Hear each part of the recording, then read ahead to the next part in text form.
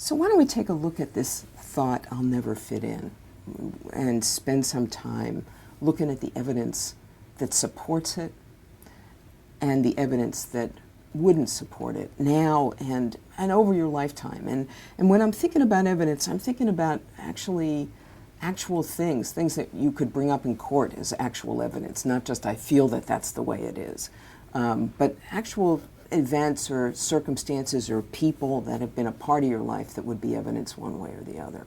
Okay. So if we're looking at evidence for this particular thought, right now, what do you have that would lead you to think I'll never fit in? I just am so different from everybody. Everyone is so, just different from how I have always been. They go to happy hours and they drink a lot. It's just never been me. Mm-hmm. So you're different from the people at work. Right.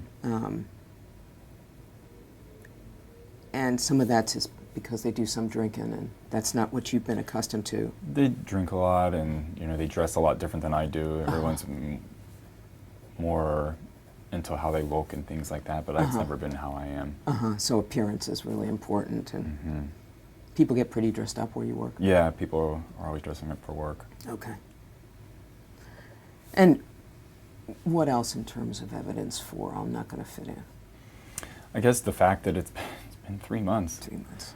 Since I've been here, and nothing's changing. It just seems like it's getting worse. Mm-hmm.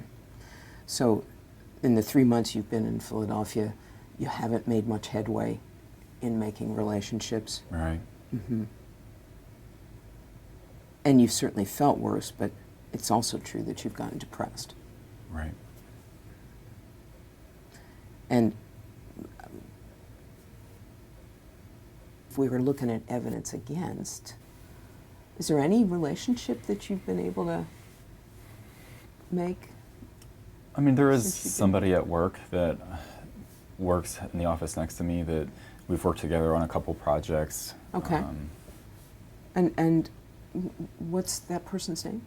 Jack. Okay, so you and Jack have worked together on some projects, and how have you gotten along? I mean, at work we get along pretty well. We work well together. We're about the same age, and he's been in the company for about 2 years. Okay. So, and he's pretty knowledgeable about how things work at the office, and we've gotten some pretty good reviews from the boss on how the work that we've done together. So not only have you felt like you've been in sync at work with him, but other people have noticed that you work well together. You've gotten some good reviews. Yeah. Mm-hmm. And what about sort of interpersonally? How's that worked out? I mean, we're about the same age, and so, I mean, we do have some things in common, but I mean, he's outside of work. I mean, he has his family, he's married and has a child. So. Okay, so he has some differences, but still you've had a lot of conversations about work things that you felt good about. Good, okay. Anybody else? I mean, there's some people here and there, like at my apartment complex that live around me that, I've casually said hi to here Just and there, but hello. Nothing substantial, I would say. Okay. What about before you came to Philly? Wow, before I came to Philly, life was just so much different. I ran for cross country, and so I had some friends in cross country, and I sang in the choir, and so, I had that group of people. And were you doing either of those things after school, after college? I sang in the choir, continued to do that with the community. So all the way up to when you moved here? Right. And had connections there, friends that you did things with? Right. Okay. And still ran with some of my friends that, we continue to, run every once in a while. Right, okay. And any other relationships, friends that you've kept in touch with since you've moved? Sure. I still keep in touch with some of my friends from choir and cross country from time to time. Have any of them moved away? A couple have. And living in other cities? Right. And still, despite that distance, you've kind of stayed in touch?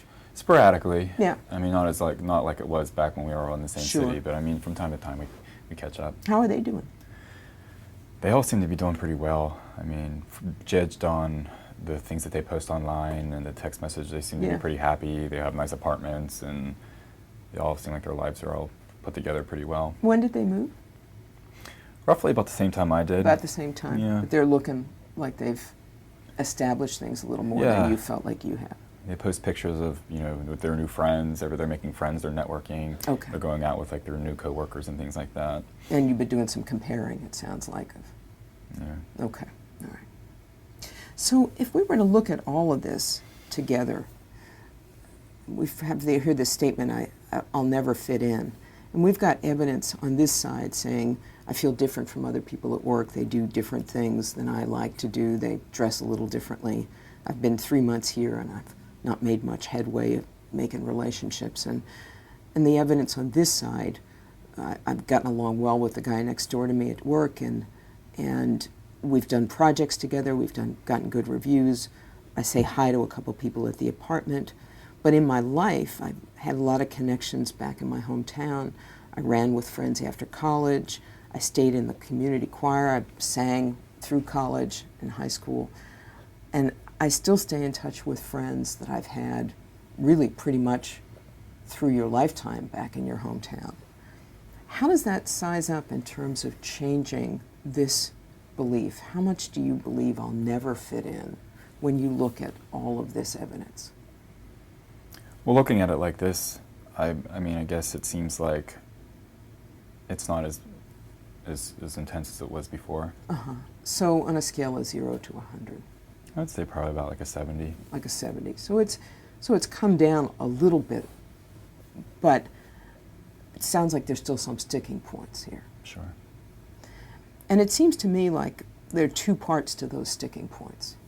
And one part is that we have to really sort of keep at looking at evidence for and against your thinking. But the other part is it seems to me that some of the issue here is that you just haven't had much experience with moving away and beginning to establish a life for yourself. That's right. This is my first time moving away from home. Mm-hmm. And that one of the things that's pretty normal in that circumstance is that people feel pretty lonely. That being lonely is actually something we think about now as being something that happens to people biologically, that it sets off kind of alarm bells for us to be able to find relationships, and it's actually a pretty painful experience, and you certainly know that. And so one of the things that we have to do as you're feeling better is maybe even thinking of some ways to fortify you so that you can reach out and maybe connect up with people doing some of those activities that were so important to you. It also sounds like it might be reasonable for you to find out if some of your other friends had such an easy time of it along the way, or what they did in terms of forming other relationships when they moved away. Because I think it's a really common experience. It's been certainly in the people I've talked to over the years, it's a common thing to take a little while to feel like you're starting to establish a life for yourself in another place. But this depression has really kept you from reaching out, it seems like. And yeah, absolutely. And I don't want to put myself out there because I don't want to let them know that I'm not doing so well. Yeah. So that's kind of, made me feel like I couldn't reach out to them. yeah, I think those walls that you're putting up might be getting in the way too. Absolutely. And we should talk about ways of getting around that. Mm-hmm. So in this next week, one thing that I was hoping that we would do would be to start to collect some more of the thoughts that are so extreme, like I'll never fit in. Okay. And so I'm going to give you this thought record to do that, the same one that we used earlier. And here's the 3 columns that I'm going to want you to fill out. The first column says situation, the second emotion, and the third automatic thoughts. But the emotion is what I want you to use to be the signal that it's time to look at what you're thinking. Because emotions are really there to get our attention. That's their job. And so when you find yourself feeling a mood shift, either feeling pretty low or pretty upset about something, I want you to ask yourself, what just was I thinking? What was going through my mind? And just note what you were feeling, what you were thinking, and what the situation was right before then. You think that's a possibility? Sure. And it doesn't have to be the great American novel. You can, just take a few notes, and sometimes even people like doing it in their phone because they can have that right with them and don't have to carry around a piece of paper at work and feel self-conscious about that. The other important thing about this is that there's this whole other half, which is generating some different ways of thinking about things that we're just learning how to do. Mm-hmm. This examining the evidence is one way to start doing that. And you might not know how to do this part yet because we haven't gone over it very much in the session. So when you're collecting all of these thoughts, it could be the case that you start feeling sadder because you're just seeing how you're thinking. And if that happens, I want you to stop, because you and I are going to finish the job next week and get you a handle on how to begin to examine some of these things. The other thing I'm going to give you is this list. And this list is actually the kinds of common ways that everybody, you, me, all humans, really think about things that get them into trouble. And we have a mind that is not so scientific when it comes to thinking about ourselves or thinking about other people. If you take a look at those, you might see that there's one or two that is a common way that you think about things. Which one? Overgeneralizing. And that is? A negative event is seen as a never-ending pattern of defeat. Right, like staying home on Friday night and thinking, I'm never going to make a life for myself here. And so when you start to have those particular extreme thoughts, of course, that's going to make it more likely that you feel worse. And most of us, when we have that circumstance, tend to do things like do even less that really make the situation even more difficult for us. And so we want to get out of that endless loop. So does that seem like a plan for the week? Sure, absolutely. Okay, great. I think this will give us a handle on things a little bit more, and we'll get to how to change these thoughts when you come back in next week. Sounds good.